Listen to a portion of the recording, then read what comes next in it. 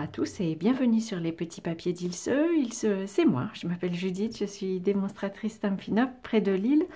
Je vous propose de réaliser aujourd'hui, comme je l'avais un peu annoncé dans ma dernière vidéo, cette boîte qui est facilement réalisable à partir d'un poinçon tout fait. C'est juste l'occasion pour moi de vous montrer un peu mes découvertes sur la façon de monter cette boîte. Cette boîte est réalisée à partir du lot de poinçons Paquet Parfait. Je vous en avais parlé la semaine dernière parce que j'avais utilisé cette découpe pour faire une étiquette. J'ai envie de la réutiliser cette fois-ci, comme je l'ai fait sur mon prototype, donc je le prends aussi. J'ai coupé une feuille de papier cartonné, j'ai changé un petit peu les couleurs la dernière fois. Sur mon prototype, ici, j'avais pris du Piscine Party. Là, je vais prendre du bleu et des bois. Et j'ai envie d'essayer de tamponner en ton sur ton. On verra ce que ça donne. Pour le poinçonner, donc mon papier mesure, on va dire, je pense, de mémoire 15,5 cm. Je vous redonnerai les mesures sur mon site. Elles permettent, alors c'est dommage parce qu'elles ne permettent pas de mettre deux boîtes dans une feuille A4. Mais on a quand même encore une belle chute. Et donc elles permettent de disposer le poinçon comme ceci, le plus près possible du bord. Je le passe dans la Big Shot. Donc vous voyez, c'est un peu la limite maximale pour la taille du papier.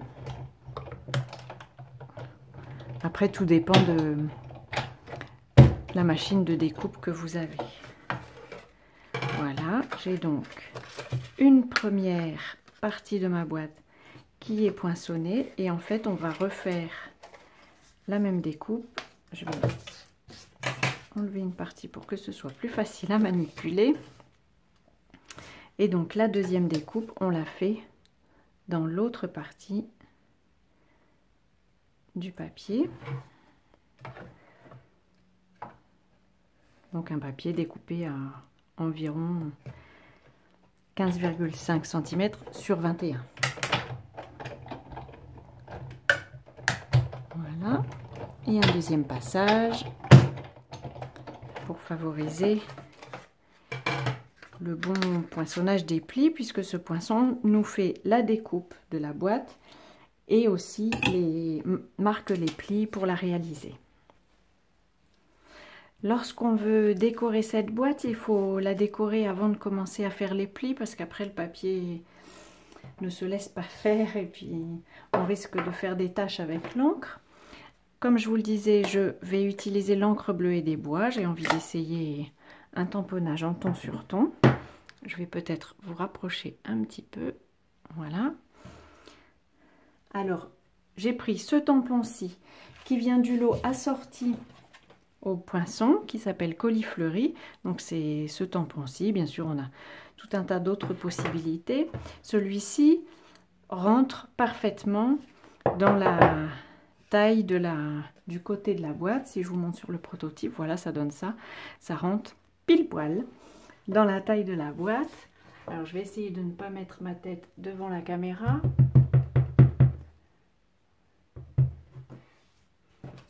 Je vais disposer la boîte. Donc le côté de ma boîte est ici et en fait je me mets un peu sur le côté pour voir à quel endroit je pose mon tampon. Et comme toujours, on descend d'un coup et on remonte d'un coup. Voilà, c'est parfait, c'est pile au bon endroit. Je recommence pour l'autre côté.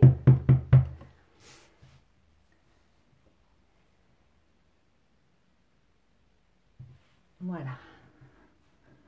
Donc j'ai fait une décoration très simple parce que l'objectif de la vidéo d'aujourd'hui n'était pas de faire des tamponnages compliqués. Je vais quand même, peut-être avant de ranger mon tampon, je vais tamponner mon souhait que j'ai envie de faire sur une chute de papier Piscine Party, mais que je vais tamponner aussi en bleu et des bois. Et donc celui-ci, on va le perforer à nouveau avec la Big Shot, avec cette étiquette-ci. Je vais maintenant former la boîte. Donc là, il s'agit de faire les plis. Ils se font presque tous dans le même sens, donc vers l'intérieur. En fait, ce que j'aime faire, je vérifie que vous voyez à peu près, ce que j'aime faire, c'est former d'abord les plis comme ceci en voyant la ligne qui a été formée par le poinçon pour ne pas avoir de mauvaises surprises et réaliser que je suis partie un peu de travers. Et après, je les termine avec le poinçon. Nous avons donc un pli ici aussi, un autre à cet endroit-ci qui forme un triangle. Voilà, et on a du coup une partie de boîte qui se place comme ceci. J'ai encore ici un rabat et il y en a un ici, c'est le seul qui part dans l'autre sens. Tous les autres se referment vers l'intérieur, on va dire. Donc là, une fois que j'ai bien fait ça, je peux m'assurer que, j'espère que vous voyez, voilà, je peux m'assurer que cette ligne-ci, ce pli-ci, est bien aligné avec celui-ci. Et donc à l'intérieur, on voit les plis. Et là, une fois qu'il est bien positionné, je l'affermis, on va dire, avec le plioir en os. Ici, pareil. Je vais bien les former. Et puis ceux de la base aussi. Et en fait, on fait la même chose avec le deuxième. Je le fais tout de suite et je vous retrouve. Je vous retrouve, j'ai formé les plis de mes deux parties de boîte. Pour commencer à assembler la boîte, je vais poser de l'adhésif découpe facile sur les languettes qui se trouvent ici, sur les deux parties. En fait, je trouve que pour ce genre d'opération, c'est l'adhésif le plus simple. Et puis surtout, je suis sûre qu'il va bien tenir. Donc je vais juste le placer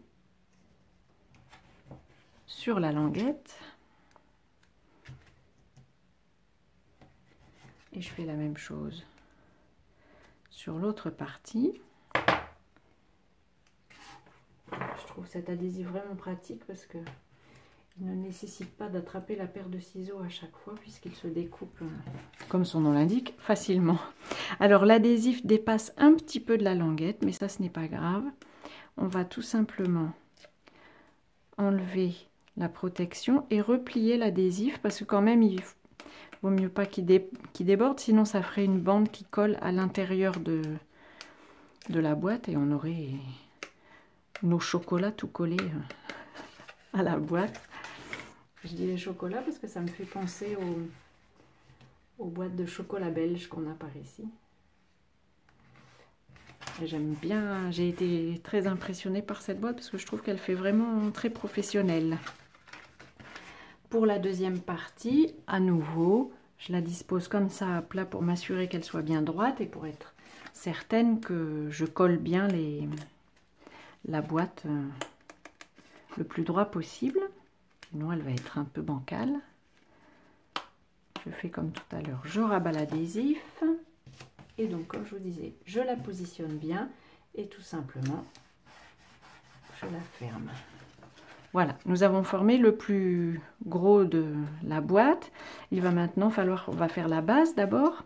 En fait, cette fois-ci, je vais juste vous montrer avant de mettre de l'adhésif. La base va se plier comme ceci, comme les boîtes professionnelles, on va dire, qu'on trouve dans le commerce. L'intérêt, c'est qu'elle pourra se préparer éventuellement à l'avance et puis se stocker à plat. Pour terminer de la coller, il suffit de mettre un peu de colle. Alors je mets de la colle liquide parce que, oh, du bon côté c'est mieux. Je mets de la colle liquide donc sur la languette parce que c'est ce qui me laissera le plus de jeu pour la fermeture. Si je mettais de la colle sèche, j'aurais un peu peur que le tout se colle au mauvais endroit. Et donc on appuie bien sur les côtés. Et puis comme ça, en appuyant ici, à l'endroit où se trouvent les languettes, je termine de faire adhérer le temps que la colle liquide sèche. Et en fait, on a collé tout ce qu'il y avait à coller. C'est terminé. Je m'en suis mis plein les doigts. Voilà. Donc la boîte est formée. Et pour la fermer, simplement, on fait remonter la boîte. Il faut juste que ces deux languettes ici s'intercalent. Mais c'est comme les boîtes voilà, du commerce. Voilà, elle est formée. Pour fermer le dessus, on appuie sur les côtés, comme ceci. Et puis, pour qu'elle tienne fermée, on a aussi une petite encoche sur le côté de la boîte. Et bien, tout simplement, il suffit de rentrer nos languettes à l'intérieur de cette encoche. Et voilà, la boîte est fermée et elle tient fermée toute seule. Je vais à nouveau la décorer avec du ruban que j'ai placé ici. Voilà, j'aime bien ce ruban-ci. Surtout sur une boîte foncée, je trouve qu'il fait son effet. Donc je vais juste mesurer la longueur de mon ruban. Je ne vais pas faire un nœud très compliqué. Je vais déjà en faire un simple pour qu'elle tienne bien à ma boîte. Et puis je vais y poser l'étiquette que j'ai faite pour pouvoir y glisser le ruban. Je vais faire juste une perforation avec n'importe quelle perforatrice qui vous fera un petit cercle comme celui-ci. Ici c'est la Crocodile, mais n'importe quelle autre perforatrice. Stampin' Up en avait, mais elles sont sorties du catalogue. Je passe le ruban par ma petite perforation et puis je vais faire un nœud à oreille en espérant y parvenir devant la caméra. C'est pas trop mal.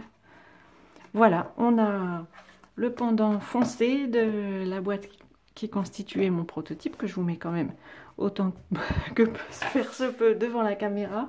Voilà, j'espère que ces petits trucs vous aideront à réaliser vos propres boîtes avec ce poinçon que j'aime beaucoup, qui permet vraiment, je trouve, de réaliser une grande série de boîtes en plus à l'avance puisqu'elles peuvent se stocker à plat. J'espère donc que cette idée et ces petits trucs vous aideront. Je vous souhaite avant notre prochaine rencontre de passer de belles journées créatives et je vous dis comme toujours à très bientôt sur les petits papiers d'Ilse.